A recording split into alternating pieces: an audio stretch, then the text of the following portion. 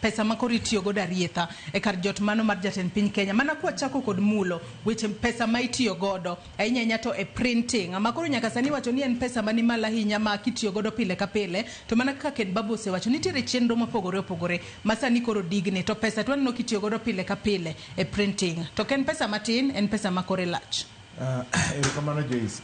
Diere man kende en report manowuok kuom control of budget en gima obwogo japiny. Gima miyo dobed nobwogo japiny.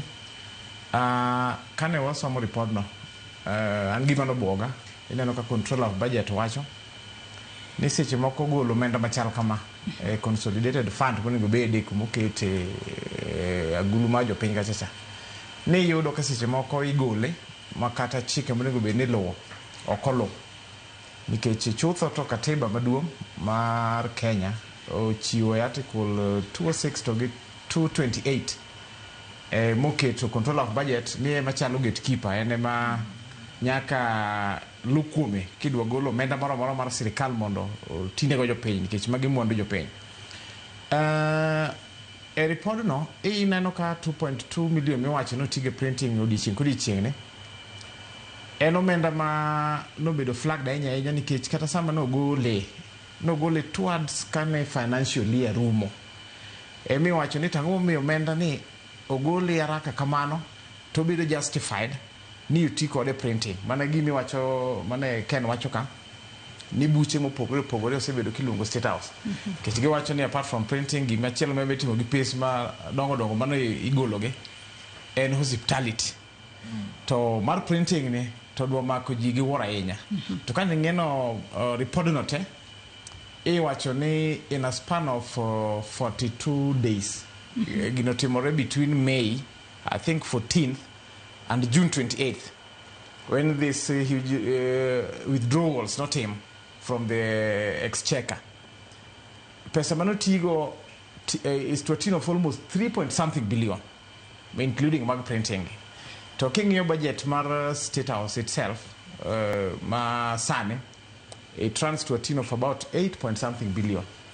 Kuro kidwa kono japiny ni a year State House nego tigi 8 billion to in just 42 days a month mabotimore mana towards the end sama financial year rumo ni to kuro sirkal otiyo gi billion adek gi nukta moko bathe kanyo. Ma kinyi in terms of percentage it's almost 40%. Koro ma miyo japiny luoro ni sirkal masiko wachonwa ni dwa fight corruption samoro kare ok giwach ne jopiny adiera nikech red flags bedi mang'eny nikech adier ki printing kata no bed mana paper maber kaka samoro kaka mag State House gitu beto ndesore kata no bed mana en konka paper moro mabeche texture konka paper kata kidhi ng'iewo mana chiel kende en siling 15 kata 20 kata ni dwa ma print gi 1,000 in a day. That is hardly 20 shillings times 1,000. That's only 20,000 shillings. To say print 20. Kuro kidwa kono japiny ni 2.2 million inyal tiga odiochieng' achiel. En gima bwogo chuny japiny ni samoro wad sirkal wacho mana gi dhoge. Ne gigore gi weche mag corruption. To gin giwegi gipondo chiwo ilungo ni justification mokoromo to kanyo gikwalo pesa.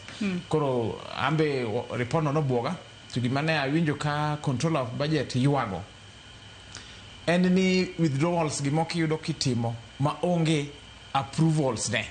To chik to keto e katiba ni any withdrawal matimore exchequer to katiba miyo teko control of budget ni en manyaka kal kuome nyaka approve money. Koro yudo ka report ne wacho ni ng'eny pesa miwacho makoro bwogo jopiny ni golo rithage itimo gima kata control of budget moko kiagi. Koro en bwoka ahinya. To kopogore kod weche go mago mag printing wach machielo mabende ne owuoka mano e kinde mane